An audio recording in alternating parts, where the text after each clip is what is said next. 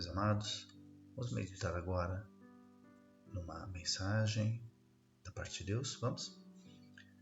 Eu preparei 2 passagens bíblicas no livro dos Salmos para nós meditarmos agora. Eu quero começar com uma paisagem. Meditar nela,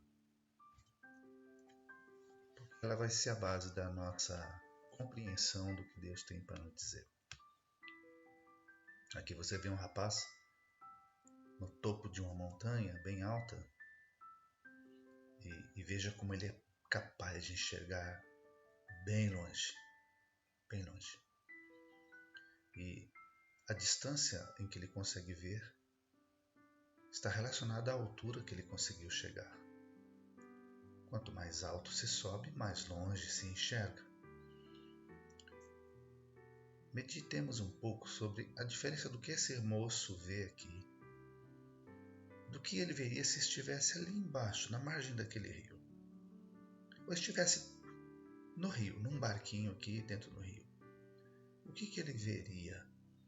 Ele não veria o que tem depois da curva, né? Ele não veria o que estaria atrás das árvores aqui dessa pequena floresta. Ele não veria nada disso. Ele não veria as montanhas mais longe, porque as mais da frente ocultariam para ele, não é? Por isso que a gente vê no Velho Testamento, quando Israel montava acampamento, né, em um vale, em uma planície, eles sempre colocavam atalaias sobre os montes.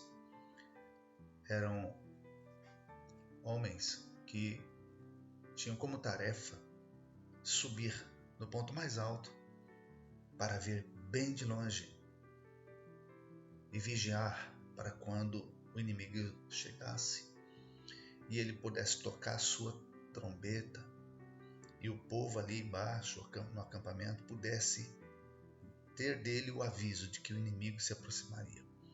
Quanto mais alto ele pudesse estar, mais longe ele veria o adversário. E quanto mais longe o adversário estivesse, mais tempo ele demoraria para chegar e atacar o povo.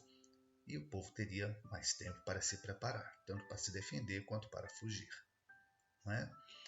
Então esse subir, esse estar no alto, é o nosso ponto de meditação hoje aqui.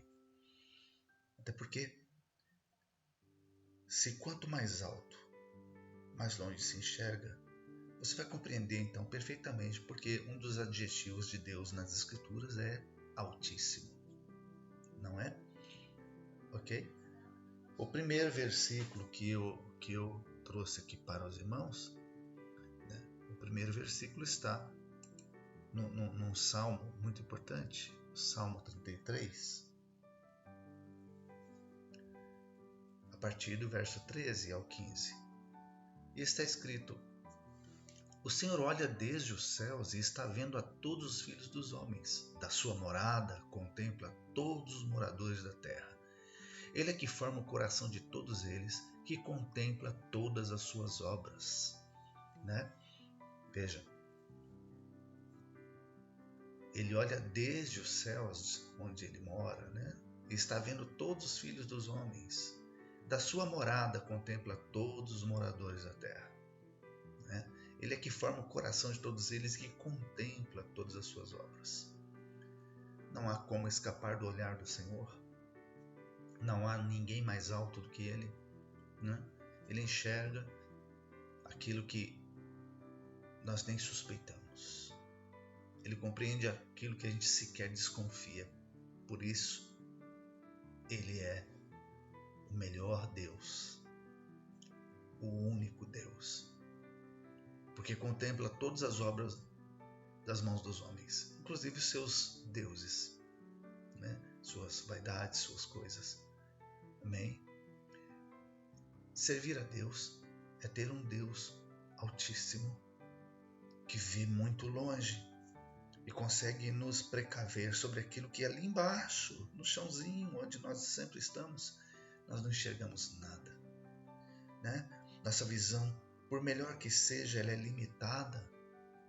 Ele é limitada pela paisagem, né? Imagine a gente numa casinha pequenininha aqui e Deus contemplando a gente e vindo lá longe, bem longe, uma tempestade muito forte, muito grande.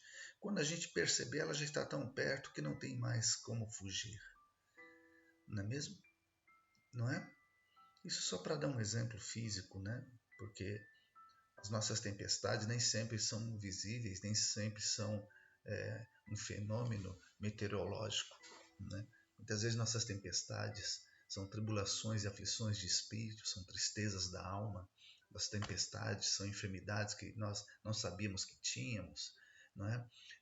Nossas tempestades muitas vezes são coisas que nós não fomos buscar e nem fomos ao encontro, mas elas vieram ao nosso encontro, né? Alheias à nossa vontade. Então, o Senhor olha desde os céus e por isso Ele é um Deus poderoso, capaz de nos livrar de todo mal. Não é mesmo? Certo? Tendo e elegendo Ele como nosso Deus, nós saberemos lidar, nós saberemos vencer coisas que de mãos vazias nós não venceríamos de jeito nenhum. Então, compensa muito, vale muito a pena buscar e servir a Deus. Amém? Outro versículo do outro salmo que eu tenho para meditar com os irmãos também tem a ver com o Altíssimo, não é? Mas agora ele se volta para nós, né? Esse salmo ele já se volta para nós, cada um de nós. Porque ele pergunta: quem subirá ao monte do Senhor ou quem estará no seu lugar santo? Ele mesmo responde: aquele que é limpo de mãos e puro de coração, que não entrega sua alma à vaidade nem jura enganosamente. Este que é o limpo de coração, né? Limpo de mãos e puro de coração. Este receberá a bênção do Senhor e a justiça do Deus da sua salvação. Quem subirá ao monte? Né? Às vezes nós olhamos para esse versículo e muitas vezes só enxergamos assim sobre o subir ao monte do Senhor como uma profecia futura, né? Do arrebatamento da igreja ou de quando viemos a fechar os olhos para essa vida, nós sermos recebidos no céu, não é? Mas é mais do que isso. É mais do que isso. Subir ao monte do Senhor, queridos, é ser capaz de ver como Deus vê. É estar lá no chão, bem lá no chão, lá embaixo nesse vale. Imagina aqui nessa paisagem, lá embaixo naquele vale. A gente lá, mas com a visão desse moço que está aqui em cima, enxergando muito longe. Subir ao monte do Senhor é adquirir o conhecimento de Deus, é adquirir, né, o coração de Deus no sentido de ver muito além do que os nossos olhos comuns são capazes de nos mostrar. Né? Ter uma revelação de Deus para além do que o senso humano é capaz de detectar, certo? Quem é este? Quem pode? Nem todo mundo tem essa habilidade, porque Deus também não faz isso. Não é? Ele reserva aos seus filhos as suas bênçãos. Não é? Olha aí, o próprio verso 5 diz: este homem, essa mulher, essa pessoa, limpo de mãos e puro de coração, este receberá a bênção do Senhor e a justiça do Deus da sua salvação. Não a justiça humana, mas a justiça de Deus. A justiça perfeita, reta e incondicional. Né? A irresistível justiça de Deus, que não depende de elemento nenhum para acontecer. É soberana, poderosa. Né? Mas quem? Quem subirá ao monte do Senhor? Aquele que é limpo de mãos.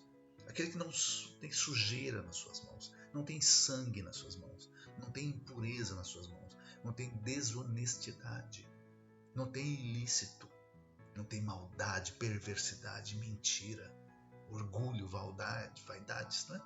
Não. E você olha, mas nossa, que terrível isso. Quem vai ser essa pessoa? Então não existe essa pessoa. Existe sim. Existe sim, porque servir a Deus é lavar as nossas vestiduras todo dia.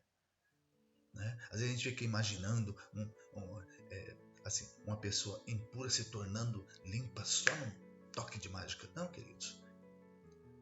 A santificação é um processo, dia a dia, sabe? É como quem sobe a um monte.